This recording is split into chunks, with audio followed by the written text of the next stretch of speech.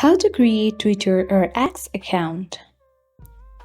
If you want to create account on Twitter or X application, launch the Twitter or X application on your device. To create account, tap Create Account button, or you can continue with Google as well. Let's tap Continue with Google and select your Google account with the help of which you want to create account.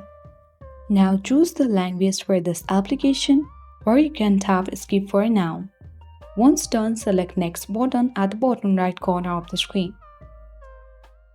Choose the birth date. Now tap on Sign Up button at the bottom right corner of the screen. Enter the username for your account,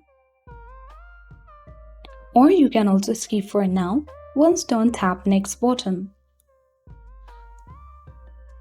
You need to allow X to send you notifications, so tap Allow button. Tap Continue button, and you need to grant permission to access your contacts. Tap Allow.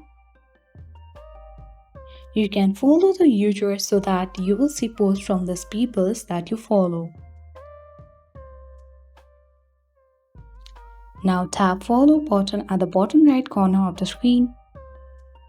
And once you are done with all the credentials and the steps, your account has already been created on Twitter or X.